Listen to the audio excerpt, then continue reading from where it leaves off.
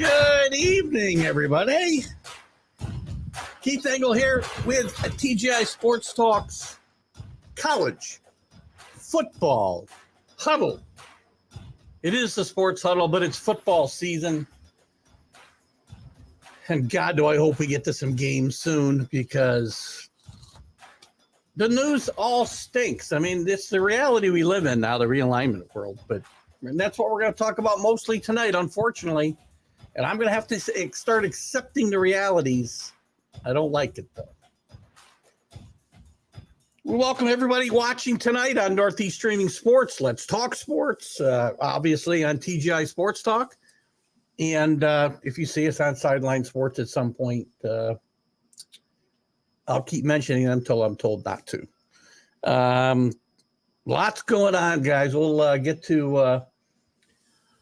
get to all of it here in just a bit. Again, one other thing I'd like to do is thank some of the groups that let me share. Listen, since we've come back 3 weeks ago, the viewership has been amazing. It's a little light sometimes here, and I hope it's busier tonight in the room with topics and comments so we can play off those. We like to do that. But the viewership from the groups I'm allowed to share to, thank you to them, and thank you to everybody who's watching the show. It's been tremendous. But please get to TGI Sports Talk, like and share the page, and the individual shows, like and share them as well. Invite your friends to enjoy our sometimes manic stuff. Good morning, good afternoon, good evening. Sorry. Rick Sherlock, how are you tonight? The SEC right now seems to be the common influence in college football. Not so much. Man, oh man, we're going to talk about the realignment. I mean, since we talked last, we did cover it Sunday in the Stream of Consciousness, but it's a whole different, well, not a whole different audience, obviously, as you see by Rick Sherlock. We hope we get some of our SEC elitists in the room tonight, maybe, to comment on this. They're not done. You know, I read some articles today who thought that they'd be the calming influence, and it's funny that somebody commented that they wouldn't want Florida State because they like their teams and their schools, I should say, to check their egos at the door. Wow. Yes, because the egoless SEC, that's what they're known for, right? Wow. So, guys, let's just recap what's happened here recently and what's being talked about as we speak today.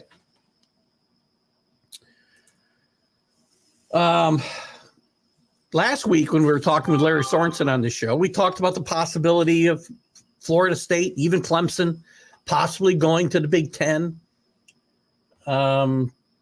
Some of those rumors were floating around. Florida State had given an ultimatum. That's still out there, by the way, that they don't feel that they and Clemson should have to carry the water for the rest of the schools and get even distribution for TV deals. We'll get into more of that later. Both of those things. Florida State finding a way out of this mess that the ACC's created for themselves as far as the TV contract goes. And the schools really with no way out unless they get financial backing like Florida State's talking about doing from JP Morgan and some others. Or banding together and suing their way out of it. Some of the schools. But also, the equal distribution of TV rights money. Will that continue or will that be the next thing? Actually, I got a few things to talk about as we move into this or move through this about the next steps, which won't be good for the have-nots, even in the power conferences. But since we talked about all of this, Friday, the ceiling collapsed on the Pac-12. The Pac-12 is, for all intents and purposes, dead. I said they were bleeding out last week. After Colorado left, Washington and Oregon were looking for a way out. They were trying to put a TV deal together to keep everybody. They had a potential Apple deal on the tables that would have maybe given these schools $20 million apiece. but no sure things because it was all subscription based. Well, Washington, Oregon, I had said it looked like maybe the Big Ten didn't want to be the one to kill the Pac-12, but they pretty much did it by taking Washington and Oregon into their membership. Right after that, knowing they needed a place to run, 3 of the 4 corner schools leave. Arizona, Arizona State, and Utah leave for the Big 12. Got to find a place to go. Of course, grab a chair before the music stops. That leaves Oregon State, Washington State, Stanford, and Cal still standing in the Pac-4, which is going to be no more. I'm not trying to rhyme. It just happens. Now, still rumors about Cal and Stanford maybe going to the Big Ten, at least Stanford, as maybe a lure for Notre Dame. We'll talk about Notre Dame and all of this as well, certainly, in a minute. A lot of people think Notre Dame's got to make a move. Notre Dame doesn't necessarily have to make a move. We'll talk about why. And the 2 things that would probably force them to make a move. But they don't need to do it right away, and they probably won't. So anyway, Cal and Stanford in play for the Big Ten. Now it's rumored the ACC is talking to at least Stanford, SMU. The ACC is this close, guys. We're a few days from today. What's today? Today's the 9th. So 6 days from today, my birthday, August 15th, these schools have to make clear if they plan to move, if teams want to move and not be in a conference next year, they need to announce it now. If it happens, if Florida State or God forbid, Florida State and Clemson drop out of the ACC, you may see a mass exodus.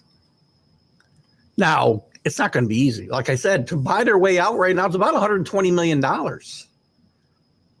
If you leave without buying out your grant of rights, and now there's talk about some schools banding together, maybe Clemson, maybe Florida State, and some others banding together to challenge the grant of rights agreements that they all signed. But it'll cost them about $120 million to get out of that. I don't think anybody's going to do that. I think I said last week that the Big Ten looked like they were slow playing things a little bit. But we saw what happened just a couple days later. And I think they had to move. I mean, look at once Washington and Oregon decided they wanted out of the Pac-12 because of TV. This is all about money, guys. Don't fool yourself to thinking it's about anything else. Kenny Gifford says on my shows all the time, follow the money. Well, this is all about money. So once Washington and Oregon decided, they were not safe, they didn't feel comfortable with this probably mediocre at best TV deal,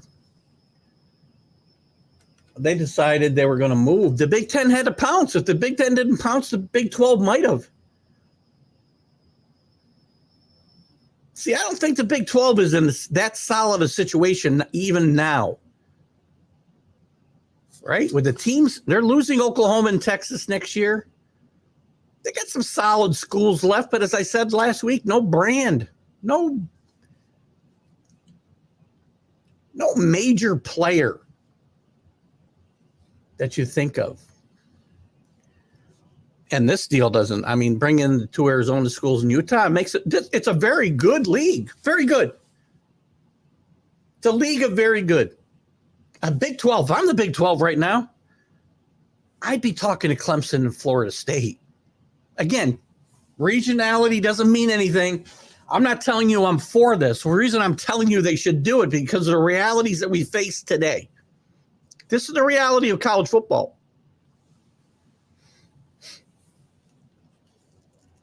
And this is crazy to think they've already got a school in Florida. They've already got a school in West Virginia, so they're not that far from Clemson, certainly not from Florida State. Those Cincinnati.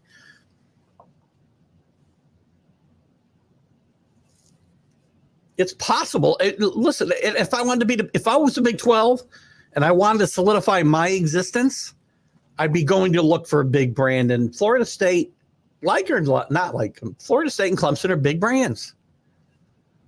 They're bigger than Utah. They're bigger than BYU. They're bigger than Kansas State and Kansas, Oklahoma State. All good schools, all good programs. They'd probably benefit from finding a way, but why? Again, I just read this before the show, actually, as I thought this would be a good idea. ESPN owns the rights to the ACC, owns the rights to the Big 12. Why would they let Florida State go? They've got them locked into 2036. Why would they let them move to the Big 10? I'm sorry, the Big 12, and have to pay them more money? And it's the networks that are really driving all of this. Right? I mean, does anybody think that Fox and ESPN are not pulling the strings with what the Big Ten is doing? Big Ten has moved ahead of the SEC for one reason. They're covering 4 time zones. Maybe there's nobody in the Mountain West. 3 time zones anyway. They cover the entire country. They got the Pacific Standard Time. They've got the Central Standard Time. They got the Eastern Standard Time covered. I don't think there's anybody in the Mountain, right? But you're going to be watching games, Big Ten games, from noon until 1:30 in the morning. That's a lot of programming, guys. And good games. It's not like these games won't be good, right? I mean, nobody's going to want to watch Rutgers in Illinois, Rutgers in Oregon. By the way, another potential topic to get into tonight. What's the worst realignment move ever? I would say the Big Ten and Rutgers matching up. Rutgers has not been competitive in any sense since this realignment and them joining the Big Ten. Not at all. Here's what they've contributed. A handful of Big Ten wins, scandals, and they're $250 million in debt in the athletic department. How much better is that going to get? Yeah, they're going to have a $60 million payout from the Big Ten's TV deal, not counting what comes from the Big Ten network. So, yeah, that's a nice payout. And they're still going into deeper in debt because they've got to send all these non-revenue teams across the country to play sports, to play softball, to play baseball. Well, baseball generates some revenue, but certainly not like football and basketball. We talked about it Sunday. I joked about the ping pong teams. Kenny Gifford showed me there weren't ping pong teams. Well, it's not a revenue generating sport. So again, that's your $60 million, man, isn't going to go as far as you think.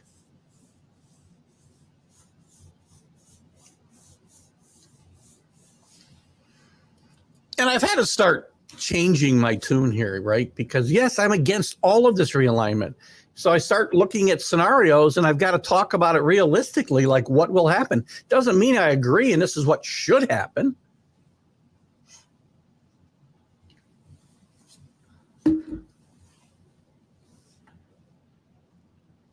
$15 of the top 25 schools in the preseason poll are in the Big Ten for the SEC. 15. Well, I'm sorry. Will be after starting next year. If this were 2024 preseason, 15 of the 25 would be in the SEC or the Big Ten.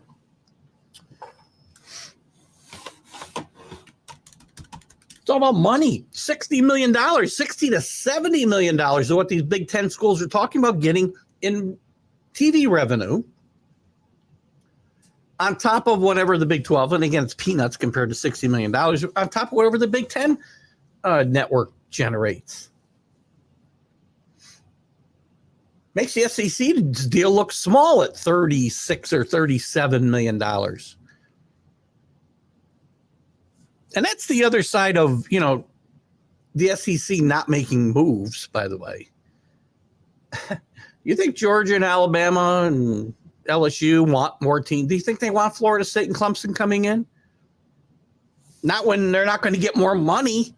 Maybe down the road they will, but they're locked into a TV contract now, not nearly the albatross that the ACC's contract is.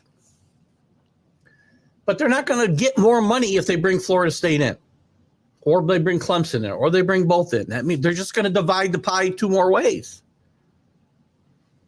Why would they want to do that? And again, this is all just, look at, any of these universities are further claiming that these are schools of higher education, man. And they're worried about the student athletes. They're not. They're worried about the money. So that's why the Big Ten's done what they've done. And that's why the SEC has not done anything, even though they kicked off this latest round of realignment with Texas and Oklahoma last year, which led to USC and UCLA going to the Big Ten, which led to last weekend. I mean, look at these universities. They have done nearly the impossible because they have made me think twice about my arguments about the NIL and capping it and reining it in. I'm starting to change my opinion entirely. Why shouldn't these kids be able to do whatever they want and get whatever they want when these schools show no regard for anything except the almighty dollar? I argued this about coaches last year. It's the same thing with universities now. They can just jump and destroy ancient rivalries. They're not ancient, but decades-old rivalries. Destroy conferences that have been around for 100 years. The Pac-12, for anybody who wants to do a lot of dismissive talk about the Pac-12, they've won more national championships with all the sports combined than any conference in the country. And also a lot of football championships, by the way.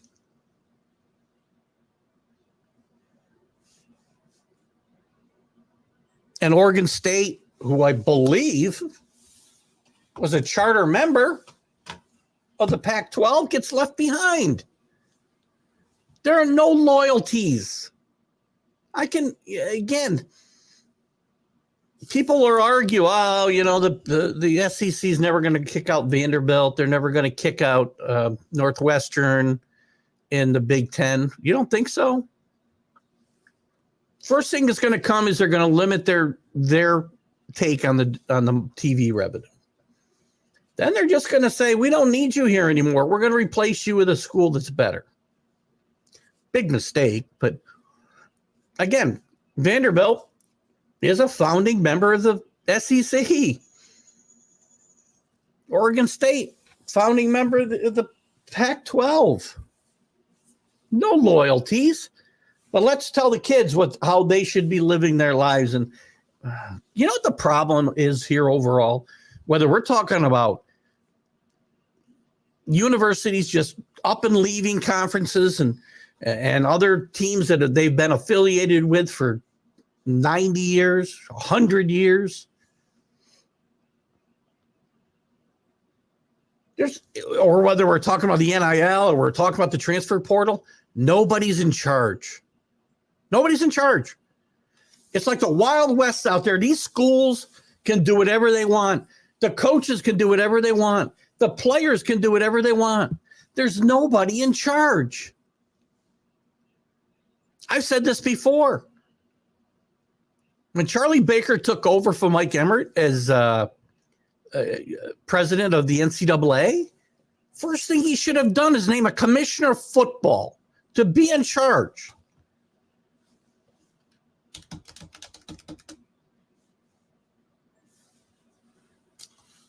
I mean, let's look at the conferences now. And, again, the regional part of this sport, and actually what's happening now may actually lead back to more regional action, strangely enough. And I'll kind of circle around to that. Regional matchups mean nothing anymore. The regionality of college sports, college football specifically, if it stays this way, a lot of the non-revenue generating sports are starting to petition their schools to say, no, let the football team go off and do whatever it wants to do. We're staying right here, or whatever regional conference they might be in. But I've said this 100 times. And again, I'm sure I'm stealing this from somebody, but I've said 100 times, college football is a regional sport with national appeal, national attraction, because we care about, and that's how a lot of college fans became fans, because of the rivalries that they started watching that the networks used to think meant something. And the conferences thought meant something, by the way. The Apple Cup, the Civil War, gone for the foreseeable future after this year. Bedlam, gone. Nobody, and again, these are things that people grew up watching, and it's what got them into college football to begin with. Good evening, CA. Good to have you with us tonight. I'm just on a rant about realignment, which is going to be much of tonight's show, unfortunately.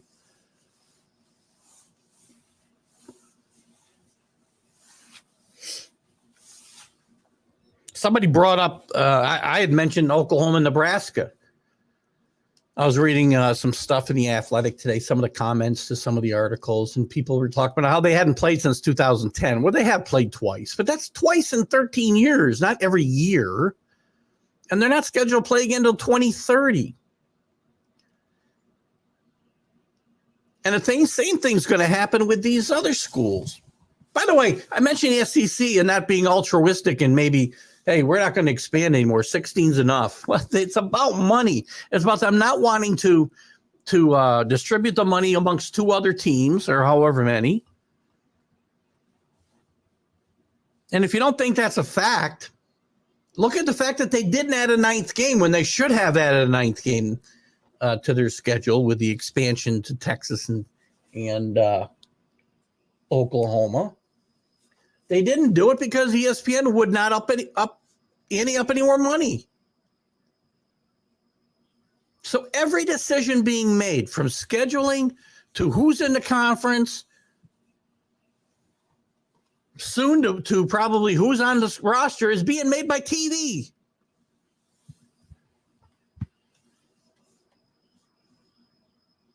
We could be heading towards one, and again, we've talked about this, and I shot it down years ago that it wouldn't happen. We could be heading, and this could be maybe the saving grace for college football in a way, at least in the near term.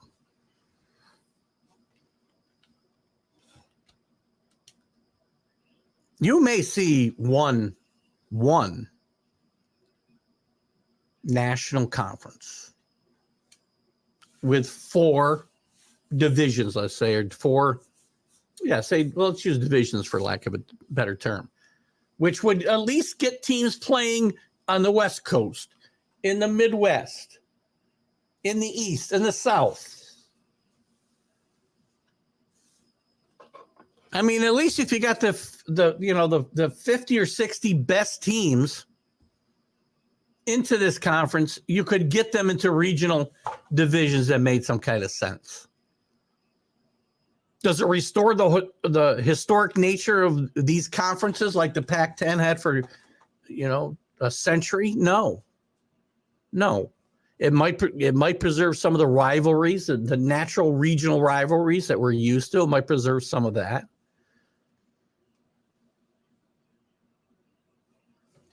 I don't know that I want to see it, but this is the natural progression.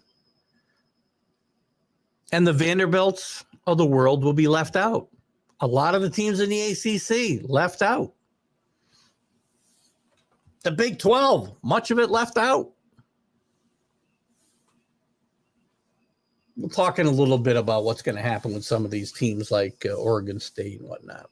Seems like the only traditions that they're trying to be that aren't trying to be broken is greed. Well, look at CA. It's unfortunate. It's probably, and the greed didn't just start, right? The greed's been going on for a while, decades.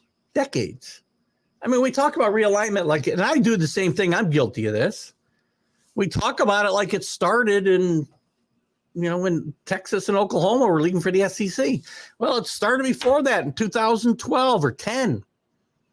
And even before that, go back to the early 2000s when the Big East broke up. Because the football schools that were thrown together, again, the Big East, remember, Big East was big in basketball. It was a basketball conference. They wanted football. The football teams wanted to have more focus on football. The Syracuses, the BCs, trying to think who else. Pitt. I'm missing somebody. So they bring in Miami. They bring in Virginia Tech. They bring in all these schools to play football in the Big East. They were the first conference to really break up. And interestingly enough, it was the basketball schools who caused the problem because they didn't want to stay. I shouldn't say that. I got that backwards. I misspoke. It was the football schools still. First BC went to the ACC. Then Syracuse followed them soon after that. Pittsburgh followed them. And it affected the basketball schools, just like it does now. Basketball's got to be a freaking mess.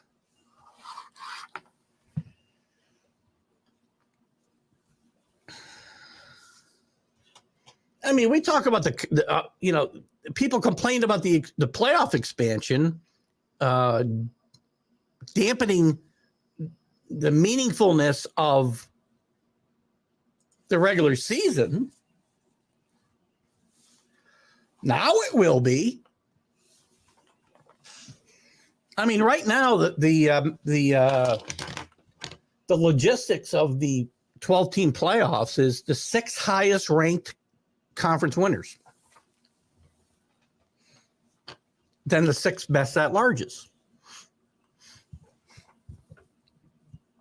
Well, let's just assume so that'll start next year.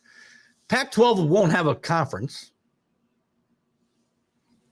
It's entirely possible the ACC won't have a conference.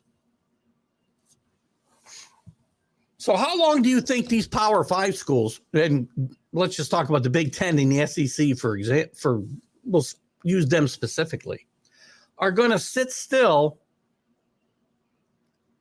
for 3 teams, from the group of 5 getting in as conference winners? Maybe even 4. Who knows? So that will be changed. It'll probably be,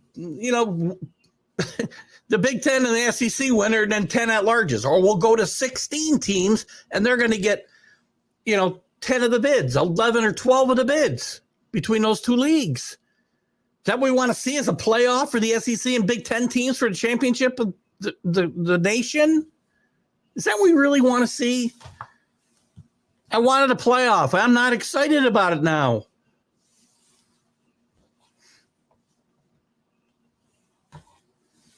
Unless you want to adapt my the one I stole from Basement Bob.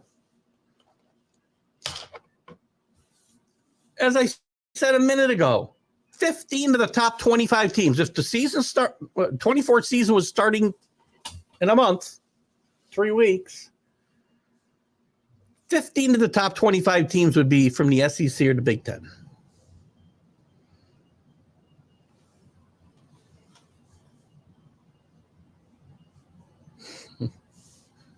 I don't know where it ends.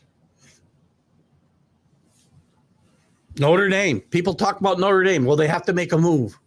They're the next big chip. The Big Ten's blah, blah, blah, blah, blah. Notre Dame doesn't necessarily have to do anything yet. They're going to have trouble scheduling. That's the leverage, I think, that the Big Ten or the ACC's actually got a contract with them. If they were to join a league, it would be the ACC, and that's probably the only thing that's going to save the ACC. But they don't need to do anything. The only way Notre Dame joins a league is if one of two things happens. Number one, they don't have a clear path to the playoff every single year because of not being in a league. That probably won't happen. As long as we stay at 12 at least and 16 most likely at some point. As long as they don't shrink this field, Notre Dame should have a clear path. Now, what will affect them, their TV contract is up and will be renegotiated, I believe, in 2025. Currently, I believe NBC pays them $25 million a year. That's not getting it done in 2025. If NBC or some other outlet, I don't call them networks anymore, sports outlet wants to pay for exclusive Notre Dame rights, it's going to be $50 million or $60 million, or they may as well go join a conference. Those are the only things that can affect Notre Dame.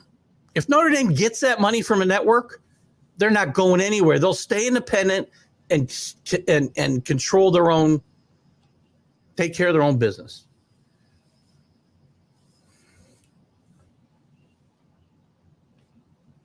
I mean, when you think about it, it's still only the only two leagues that are really safe are the Big Ten and the ACC or the SEC. ACC is teetering. A lot depends on what Florida State and probably based on what Florida State does, what Clemson does. And you could see that implode quickly like the Pac-12 did. And listen, the Big 12 is not. They got themselves a really good football deal. Their commissioner did a great job, but do not think for a second that this league is anywhere close to where the Big Ten or the SEC is. It's not even a close. It's night and day. It's the power two, guys, especially if Clemson and Florida State leave the ACC. What do we got here? Alan's with us tonight. Hello, Alan. How are you? I can't go show without Basement Bob, can I? He'll sue me for just talking about. I didn't even mention what the plan was. By the way, that 16-team plan now, maybe that'll save college football somehow. Save us from a 16-team playoff. I'm spitting all over the place here tonight. My God. I'm like Mad Dog Russo. Maybe Basement Bob's plan that I stole from him of a 16-team playoff where all the conferences, their champion goes into it, and then the at-larges go in, is the only way to save us from 12 out of 16 teams being from the Big Ten or the SEC or more. Because the way they have it now will last 1 year. Guaranteed.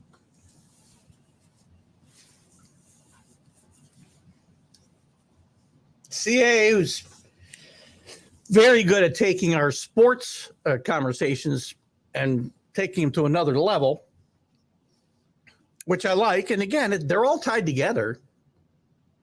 Greed has always been problematic of our human condition. Agreed. But the internet age rolled out incorrectly has made it explode. Fundamental selfishness. Listen, I don't think the fundamental selfishness began with the internet. I think that was ingrained long before. Right? And if you're saying, and again, in fairness to you, see, I think you're saying that it exploded. You're not saying that it didn't exist before, obviously.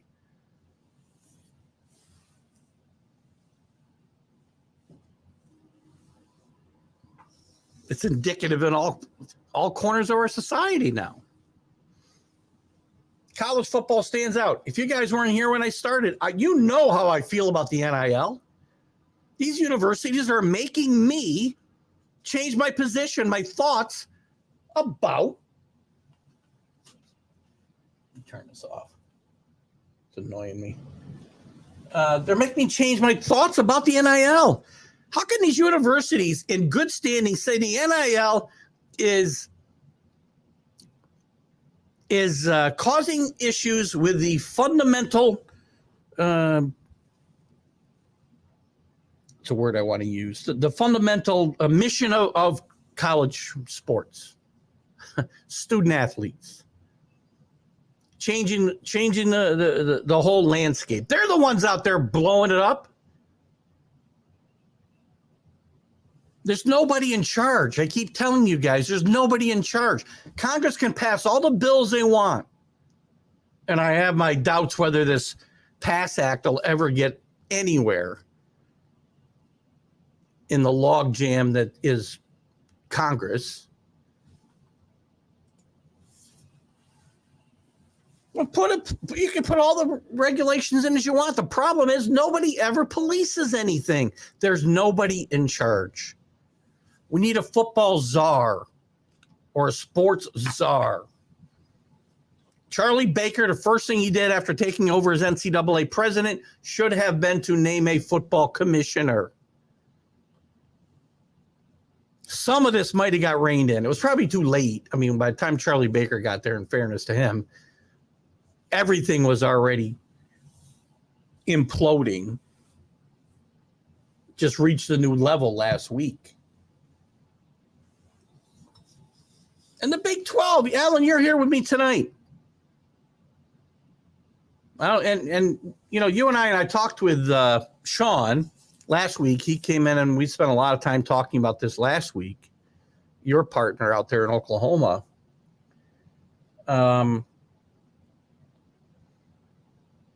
Big 12 doesn't come out of this unscathed. There's no brand there. Oklahoma and Texas were the brand.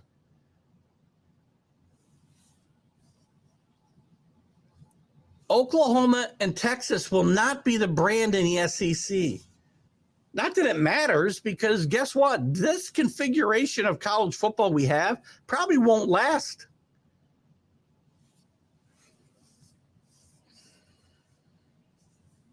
I'm going to feed right into something a Mad New Yorker said one time, and I laughed about it. And I think he was talking about professional sports.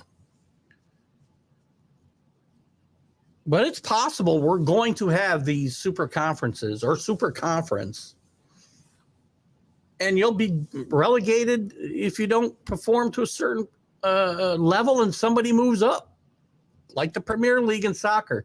And I derided his comments when he brought them up. And again, his were steered at sports, I think, or professional sports, I'm pretty sure.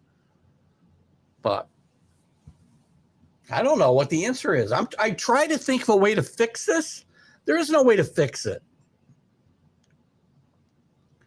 The only hope now, the conferences are probably going to die out altogether. Our only hope is that they have a national conference and they put regional play back in, because they break up their divisions by regions, which is exactly what we had with the conferences, by the way. So you have done all of this, spent all of this money on TV contracts, on logistical needs of moving teams from conference to conference, scheduling. You would have done all of that, and at the end of the day, you'll have one national conference, and you'll still have what you had before, which will give us at least the regionalness of college basketball or college football back, college sports back.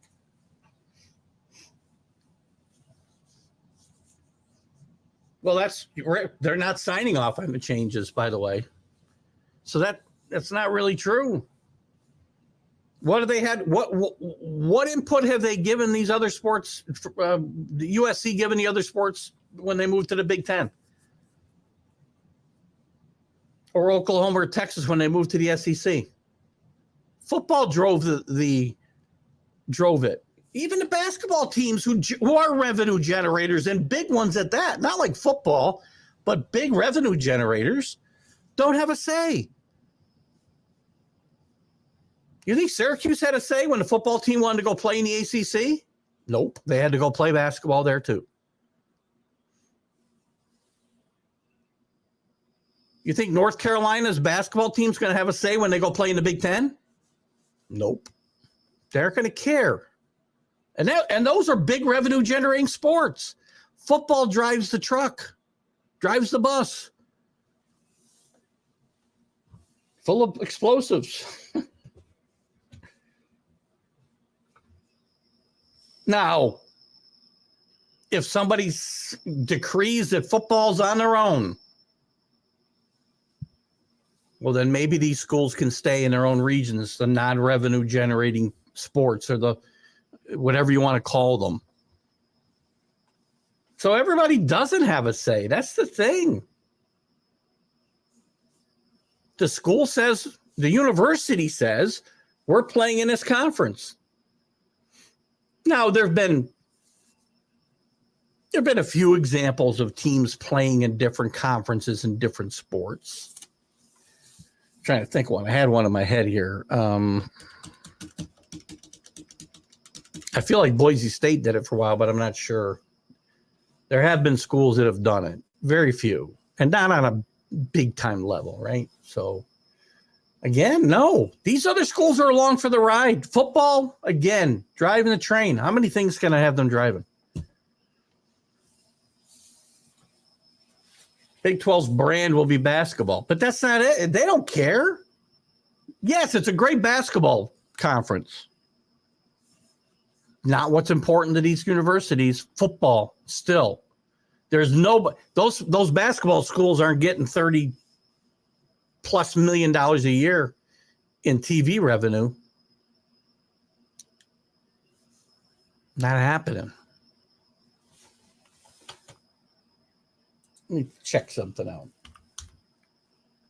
Big 12 basketball TV revenue. Let's just see. I'm curious now that I'm talking about this. What do you think?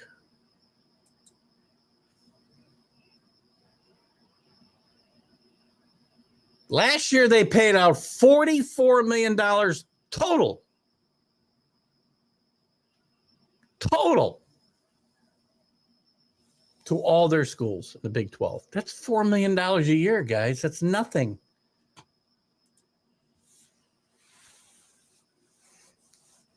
If the Big 12 were to implode, the basketball schools won't save it. And those universities will be strewn all over the country, just like the Pac-12 teams. And we haven't even talked about, well, we talked a little bit about Stanford and Cal. We haven't even talked about Oregon State and Washington State and how they get screwed in this whole deal. Now you can say, well, and Oregon State's on the upswing. And you can say, well, you know, they're the little sisters of the poor. They shouldn't have been sharing as much as the UCLAs and the USCs because they drive the TV contracts.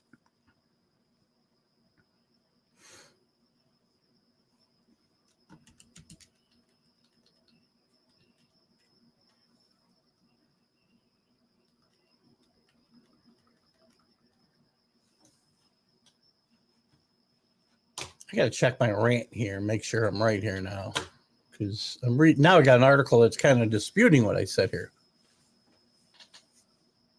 Oh, that's football. Sorry. I had to catch myself. I thought basketball's not bringing in that much. Again, basketball teams, $4 million is a lot of money. It's nothing compared to what the football brings in. Oregon State, Washington State, back to them. They may find a soft landing spot in the Mountain West, but guess what? Those football programs pay for a lot of the non-revenue sports. We've already talked about this. They're going to go from getting, whatever, $30-ish million or high 20s, being in the Pac-12 to single digits in the Mountain West.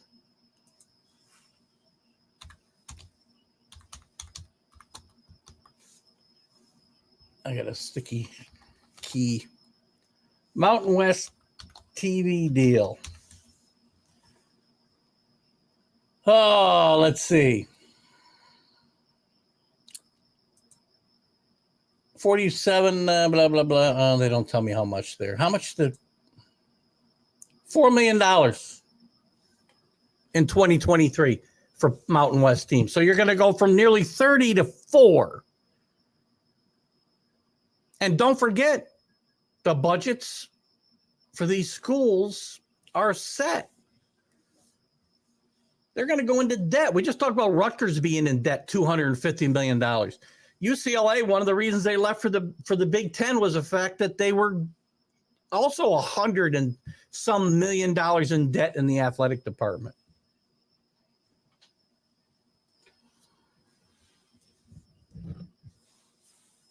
This is just, and again, I don't know I wish I had a way to fix this. I don't. There's nobody in charge. Universities will continue. Nobody's going to go fight for them for the NIL bills. If I was Tommy Tuberville and Joe Manchin, I would say, you know what? I'm pulling the bill. These schools are so hypocritical. I am not going to go to bat for them to try to put caps on NIL money and put restrictions into place for these kids. When you can't even police yourselves, you can't even keep your conferences together.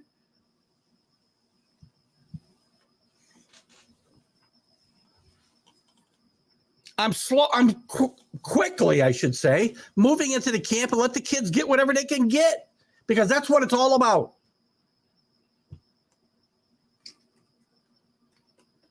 Hate the fact that I feel that way. Hate it.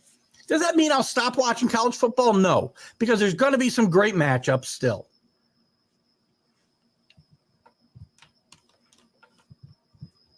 But I'm a guy who will... I got to tell you, I'm a guy that would go look for some of these matchups, some of the great traditional matchups. Let me pull up some of these. College football. Let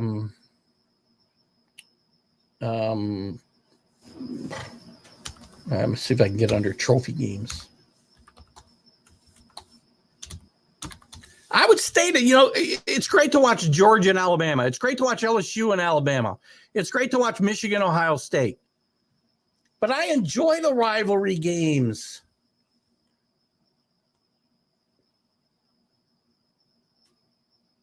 Where are they? The Apple Cup, Washington State. I would enjoy that. They won't even playing it for 122 years. That's going to be gone. Oh, God. Army, Navy will never go away. We know that. But I like some of these games. Cincinnati and Miami of Ohio. LSU, Tulane. Some of these are going to go away. They've been playing LSU. It's just 98 years.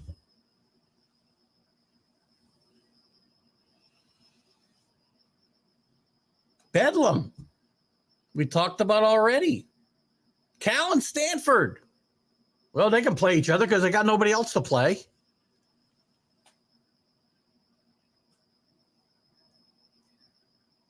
Colorado State, Wyoming. Kansas, Missouri. These aren't really tremendous matchups, right? But college football fans, when I'm searching through the games on a Saturday afternoon, I will often stop on one of these matchups from these leagues, regionally situated, that I found some interest in. And there's tons of them. Now, BYU and Utah actually get to restore their Holy War rivalry in a league, which is a good thing. It's the one good thing from a rivalry standpoint that's come from all of this movement and realignment.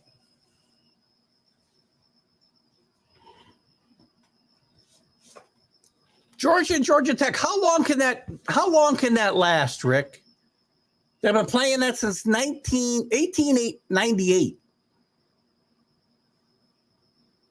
How long can it last now? When you're going to have a 16 and probably soon to be 18 or 20 team conference in the SEC and you got to schedule 9 or 10 games. Pat Maxwell, welcome to the show, Pat.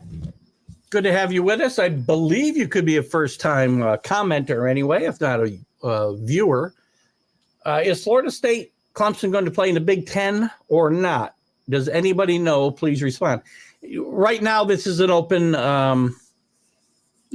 question, Pat. It's a good question. Florida State has already announced their intentions to leave if they are not better compensated within the league. So what they are upset about is they and Clemson.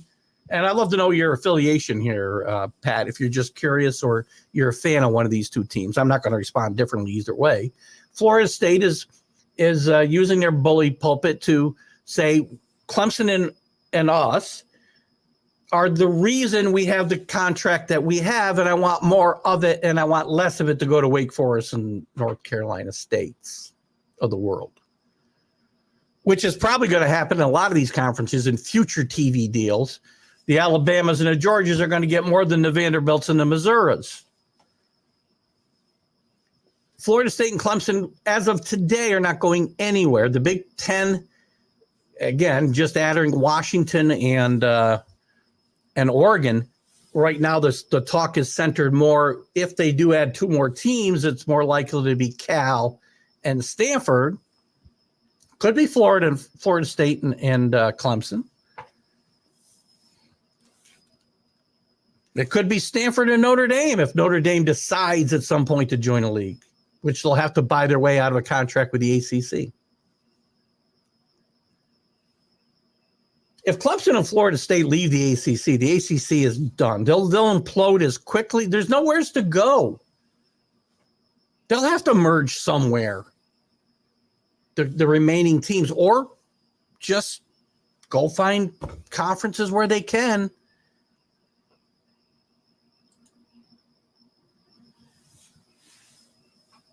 I have a book, The Good Old Fashioned Hate, Georgia Tech. It's been down, has been down a few years.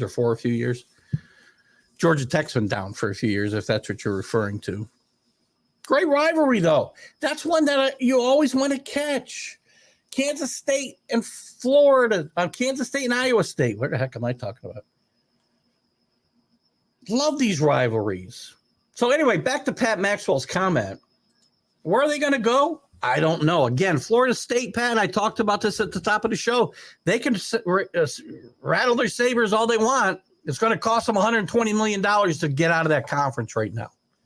They got to let the ACC know by August 15th if they want to play in a different conference next year or not, or at least not play in the ACC. I don't think they're going to give notice without another offer. Even with an offer, they have to pay $120 million to get out.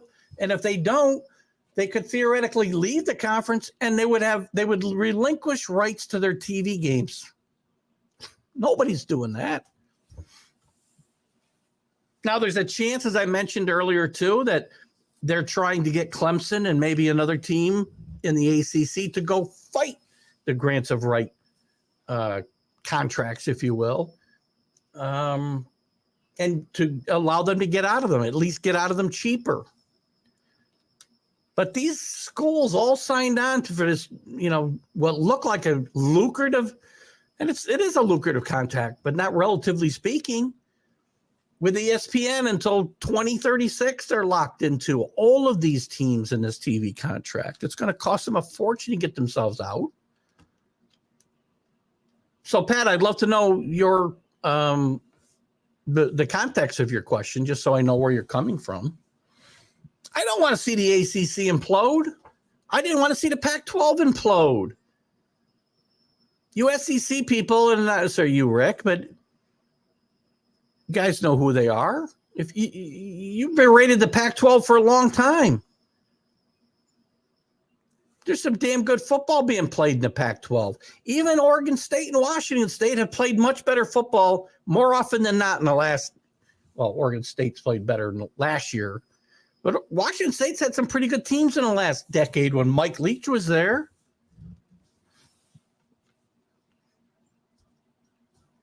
Years ago, when I can't remember the coach who took them, they almost won a national championship. And their coach, I want to say his name was Price, went to Alabama for about a week until he got caught in a strip club.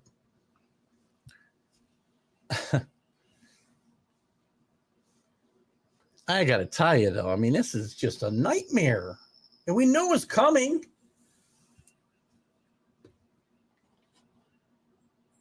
Hope you're still with us, Pat. I'd really like to know your the context of your question. Do you want that? And do you want them to go to the Big Ten? I'm really curious if you want that. Here's my problem. Everybody knows how I feel. I'm an old school guy. I want my conferences back the way they were. That won't happen. It's not going to happen. So now I've got to figure out the best way forward so that I can continue to enjoy college football. I will still watch the games. I'm not a guy who's going to sit here and say, that's it, I'm all done.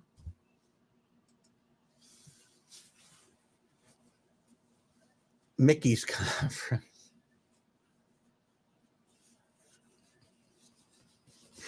Oh my God. Rick is pretty good at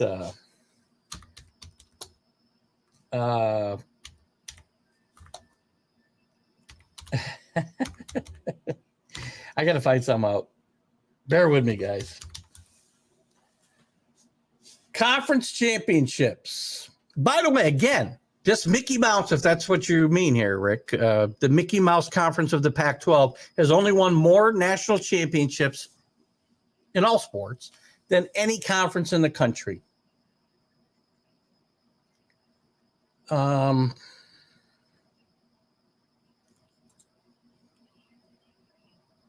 want to find out. Hold on.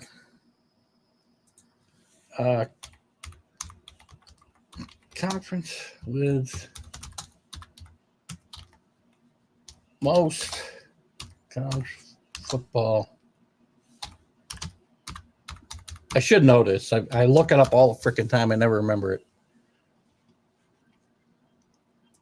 College football championships with the most. We know it's the SEC, right? With 30.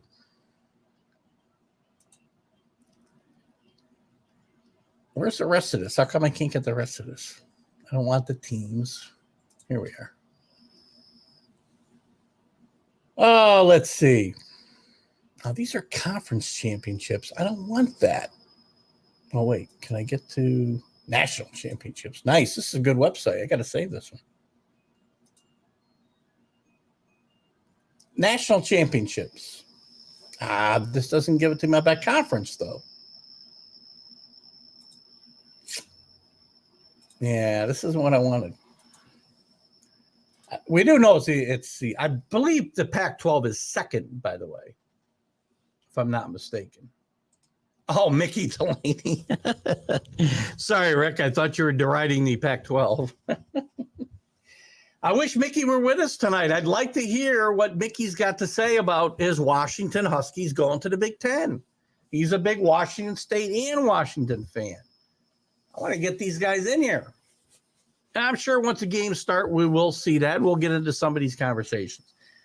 Does USC have more titles in all sports? I know the Pac-12 does.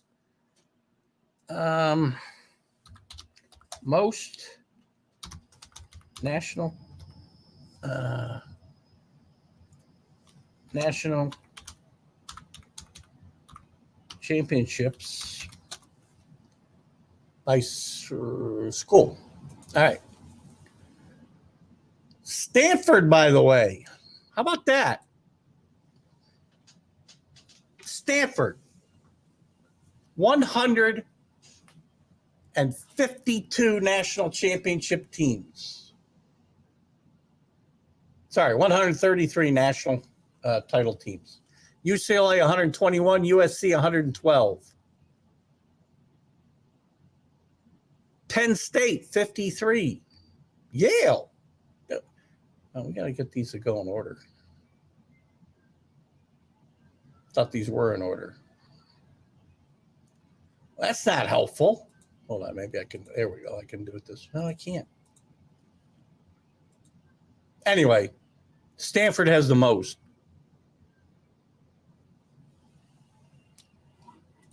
Tells you a little something, right? Top 3 in history are in the Pac-12. Now, again, that's all sports, but that still says something about the conference that has now imploded, because all these teams that won national championships in the Big 12 in other sports are also affected by this.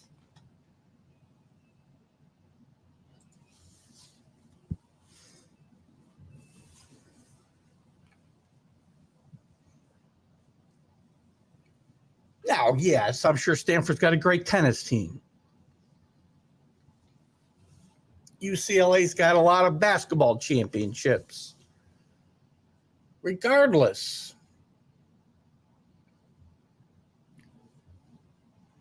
a lot of these teams, you know what? And we think about the super conference conversation, right? Which I really think, again, is going to happen. And I almost have to root for it, because that's the only way I'm going to get my regional football in any way, shape, or form back to where it was. But it's not going to encompass, 100 plus college football teams. What's it going to encompass if I had 4 divisions across the country? 48 teams, 60 teams? Probably. So you start to think, who's going to go into those leagues? Is anybody from the group of 5 schools going to go? Probably not. You're going to have teams like Arkansas, Ole Miss. Where are they going to make this conference? Teams with some pretty rich football history, if not as illustrious as Alabama and Georgia and USC. USC has lots of baseball titles, correct? They do. So does Arizona State, by the way. But I think Arizona State's mostly were won before they joined the Pac-12. Where was Arizona State before they were in the Pac-12? That's a great question. I don't know. Guys.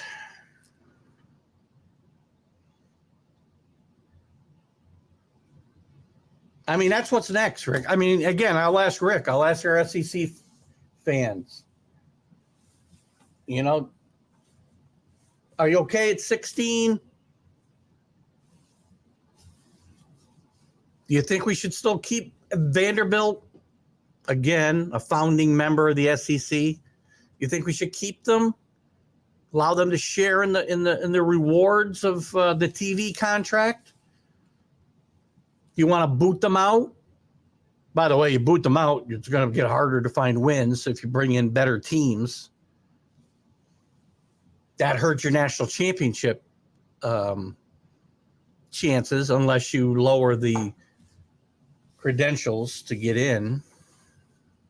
There's a lot of ramifications that we have not, again, just like everything else, we have no idea what all of this will run. We don't. There's still circumstances we can't even foresee that will come because of this. The playoff landscape is likely to change drastically after year 1 of the 12 team after next year. teams that are long time embedded in conferences are liable to be either booted out or made second-class citizens, saying you're only going to get a small percentage of what the rest of these teams are getting.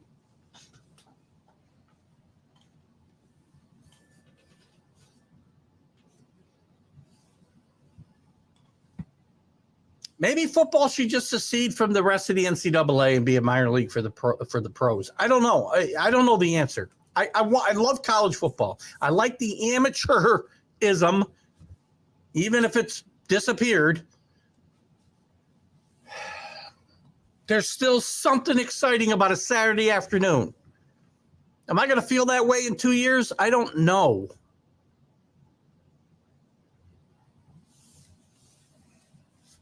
I'm a Miami fan. I'm not even sure how attractive Miami is to the rest, any other conference in the league. I keep hearing the Big Ten wants them, and they match up with them academically. The SEC wants them. I'm not sure why. They don't draw at home. They don't draw home crowds when they aren't winning, even when they're winning, because they don't have a stadium anywhere near campus. Plus, when you think about it, their football history is not that rich. It's about a 13-year span where they were really good, mostly.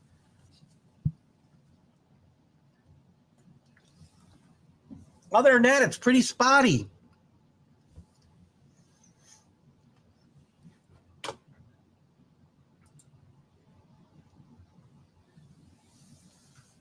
And it's a really good group of five conferences going to be as relevant?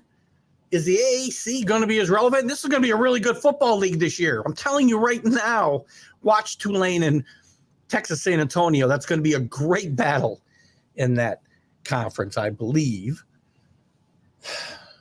But are they going to be relevant after this? The Mountain West, some really good football teams there. Now, if I'm the Mountain West, there's a couple ways you could go if you're the Mountain West, by the way. You could try to absorb Oregon State, Washington, maybe even Cal and Stanford. I don't know, although they don't really fit the demographic because of academics.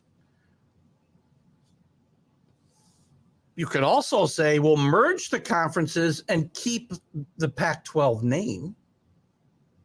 Now, the Mountain West may not want to do that. Some of the Mountain West teams may have a bad taste in their mouth because they've been denied entry to the Pac-12 for years. Teams like Colorado State, Boise State, San Diego State, some teams that have been really good in multiple sports have been denied several times access to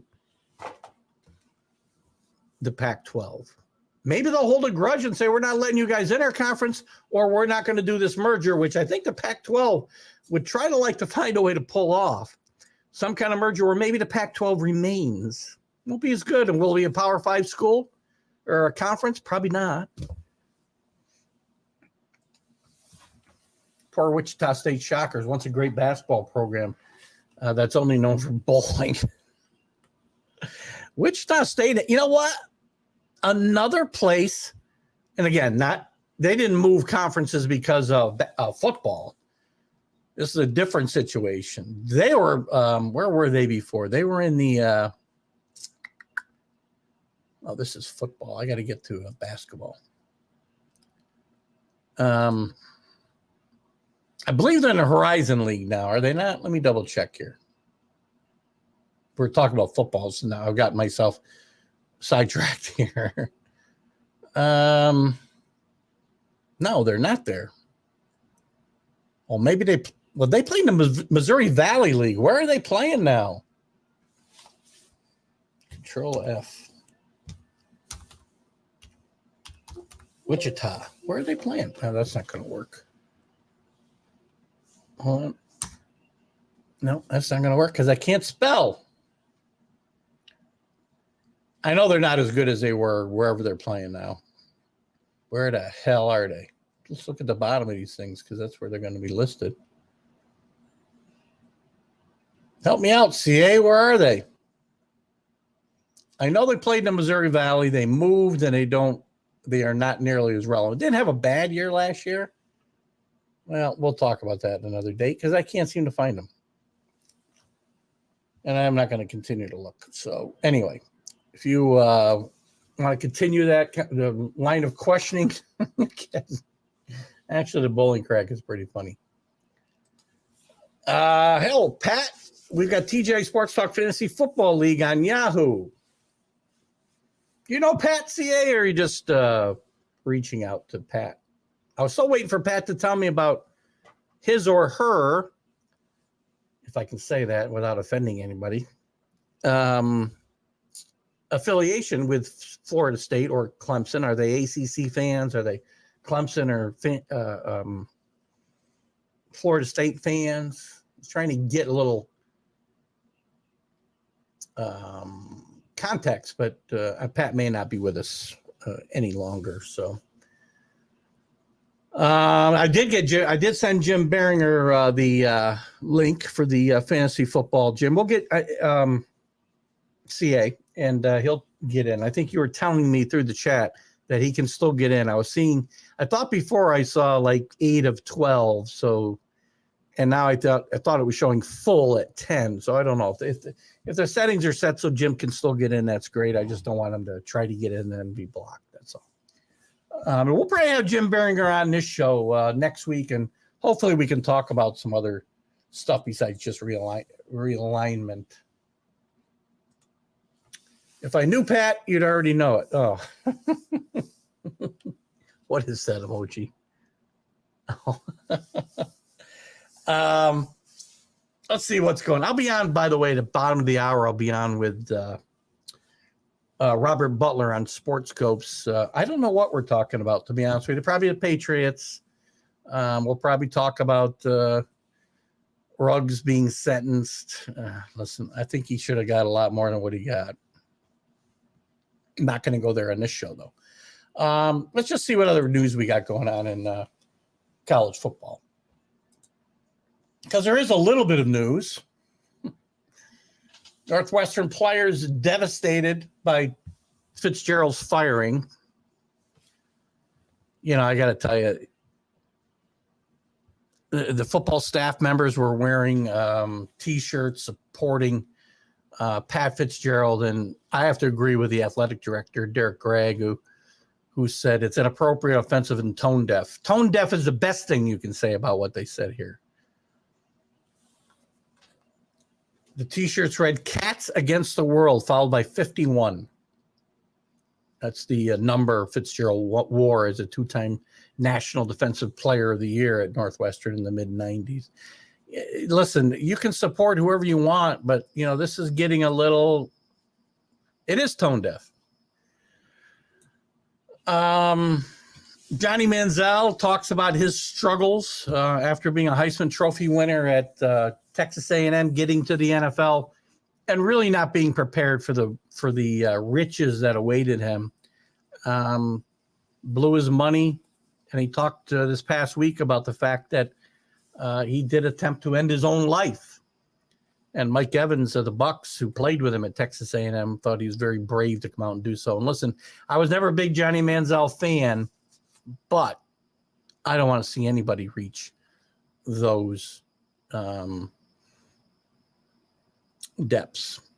We talked about realignment. Washington State President Kirk Schultz has acknowledged the school's athletic department is a bad spot as it faces the harsh new reality in the wake of the Pac-12's defections. As I said, these two teams specifically, I think Cal and Stanford may end up okay in this money-wise. We just want to focus on the money. Oregon State and Washington State, again, the Mountain West is the most likely spot for these guys. You're going to drop from nearly $30 million a year to $4 million in TV money. Bad situation. Gene Smith, Ohio State AD, says he'll retire in 2024. He's been on this job since 2005, and he's led the Ohio State through some really good times and some tough times there. If you remember the some of those years with Jim Tressel as a coach. Another show through Let's Talk Sports. What's that?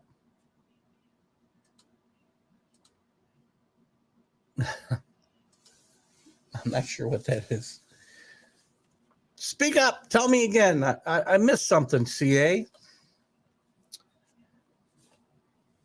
Stanford's Troy Taylor can't imagine anything other than Power 5 football. Okay. Well, that leaves you very little opportunities. You know, I mean, that's his first year coach.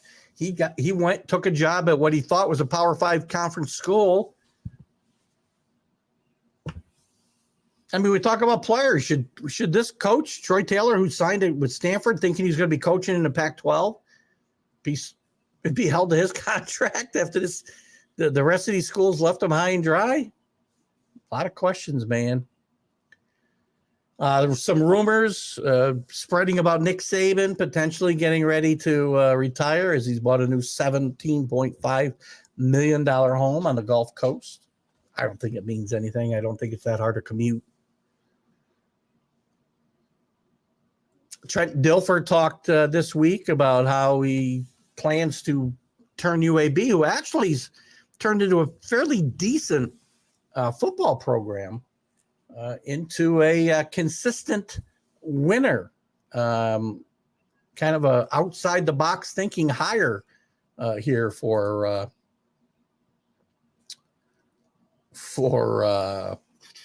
UAB. Excuse me. Oh God.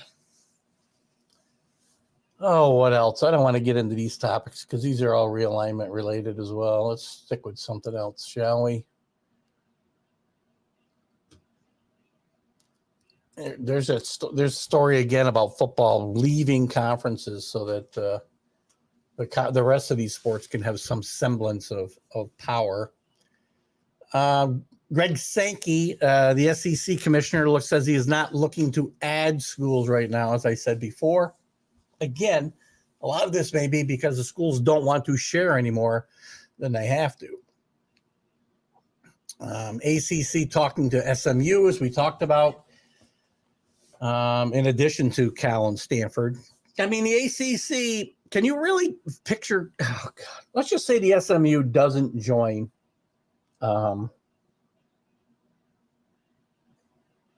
Doesn't join the ACC.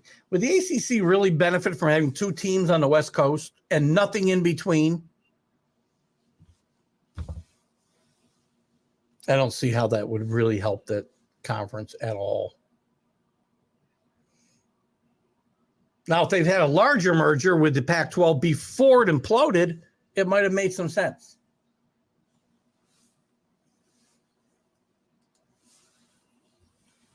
Oh, that I'll be on at 8:30. Yes, I'll be on with Robert Butler. Another show on Let's Talk Sports. Thank you for pointing that out, CA. Robert has a great show on with Sports Scope. So there's a lot of great shows. Tanner Diaz, a great show. Nick Bodkins, great show. Steve Cote, great show. Johnny Cruz, great stuff. Our own Alan Perales, great stuff, especially focusing on Oklahoma sports. Check that show out with him and his partner. I don't know what his handle is. I forget on Facebook, but his partner, Sean, his broadcast partner, just to be clear. Anyway, and check out Let's Talk Sports. Check out Northeast Streaming Sports as well. Lots of great content there as well. And by the way, we want to wish Dan Harris again, wish him the best. Talked to Dan today a little bit. Still has quite a few issues going on, so keep a good thought in your heads for Dan Harris. And he sent me, this guy is a guy, I swear to God, the most generous guy in the world. He sent us a nice housewarming gift when we moved in here. And then he sent me a football, Wilson football, official NFL football, signed by Tom Brady, Gronk, and Julian Edelman. It's not my prized possession. Thank you, by the way. Dan, if you're seeing this or see it later. Sports Scopes. It's spelled sports as you would say, but Scopes is Skope, I believe. CA. Check it out. Robert, I got to tell you something about Robert Butler. Robert finds out stuff, especially in the NFL, that other guys just do not get. He'll get we do draft shows and he's on. He's got the picks before anybody. He's got it before Twitter. Robert's got some great NFL connections, and he does a really good show, and he covers all the sports. And I like going on with Robert. There's a running joke on Sunday's Mac and Jack show. Mac and Jack and Jim Jeffcoat, former NFL great.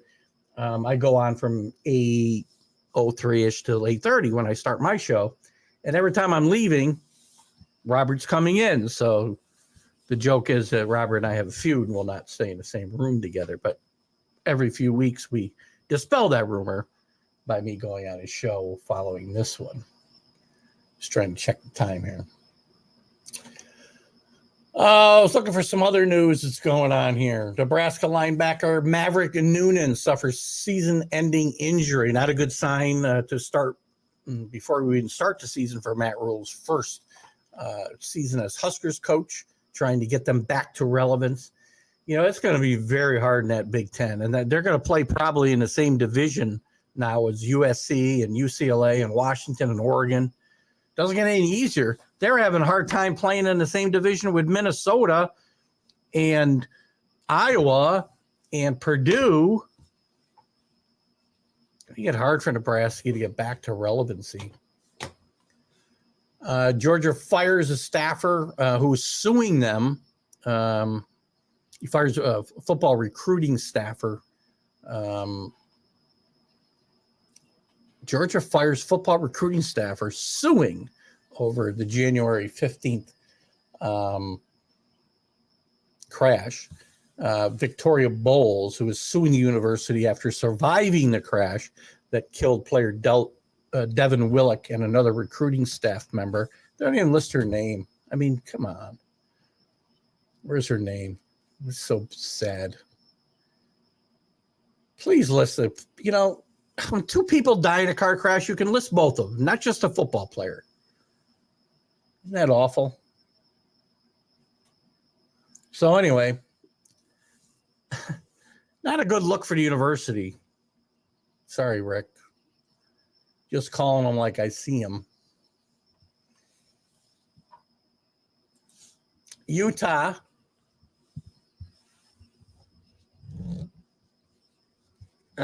made sure they didn't get left behind in its last realignment shuffle.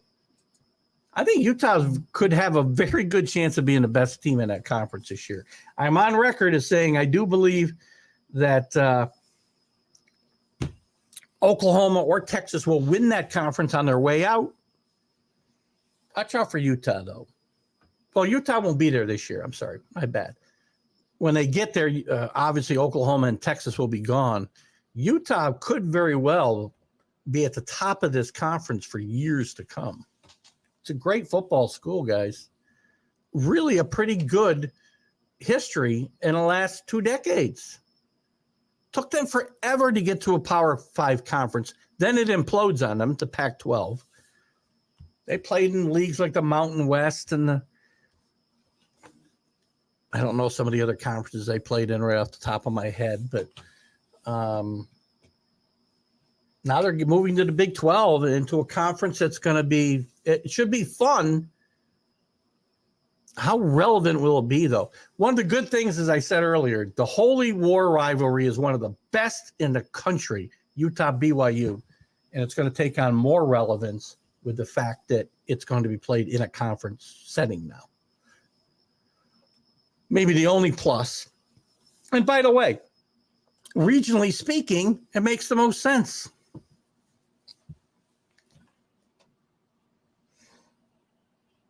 Yeah, I don't know. I just don't know.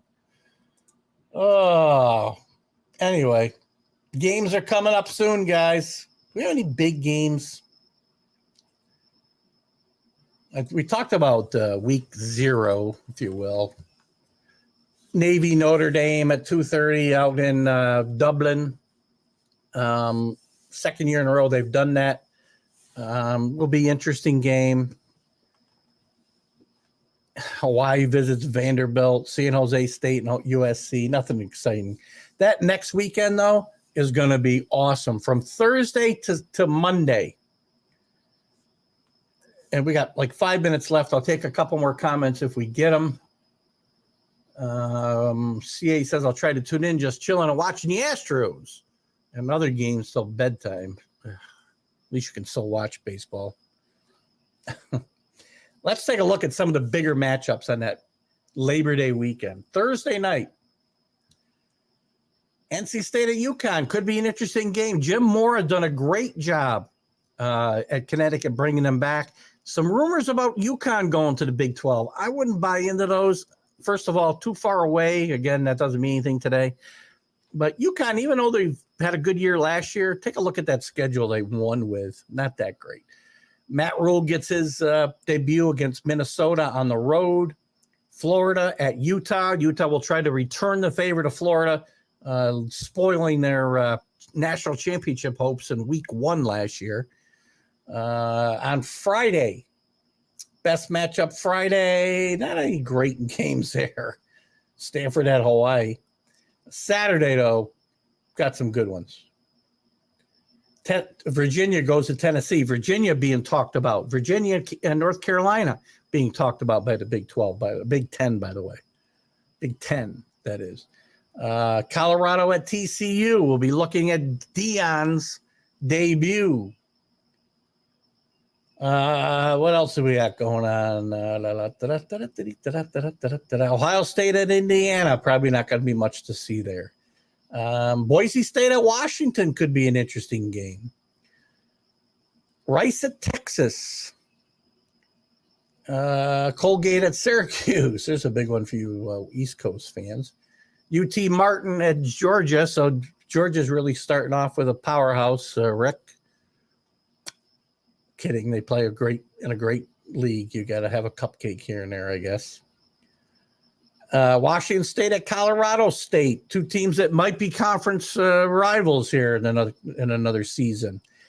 I think Texas San Antonio at Houston, one of the big matchups. Houston having left the AAC.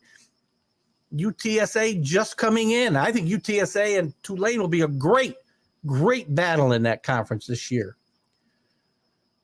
What else is going on that weekend? West Virginia at Penn State. First time in a long time. This used to be a big rivalry. Penn State won most of the time, but these teams are playing for the first time in a long time. Maybe since Penn State went to the Big 10. Some other games. Coastal Carolina at UCLA ought to be an interesting one. LSU at Florida State on Sunday night should be a big game. And it all closes up Monday night with Duke taking on Clemson at home. Interesting matchup. Duke's going to be very good. I said last week they will possibly challenge Florida State and Clemson as an outsider to get into that ACC championship game. Oklahoma does have cupcakes until they play Texas on October 7th. Agreed there. We're going to wrap it up here, guys, so I can get over to Robert's show here. Been great night. I thank CA. Pat, thanks for stopping in. I hope we answered your question. Pop in next week and we can talk more about your affiliations there. Rick, thank you. CA, thank you. Alan, thank you. I know you were here for a bit. And I hope you didn't fall off too much. Who did I miss? Did I miss anybody? I don't think so.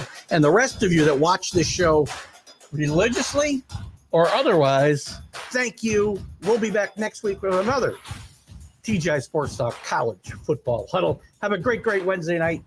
I'll see you over on Sports Scopes here in just 1 minute. Bye-bye.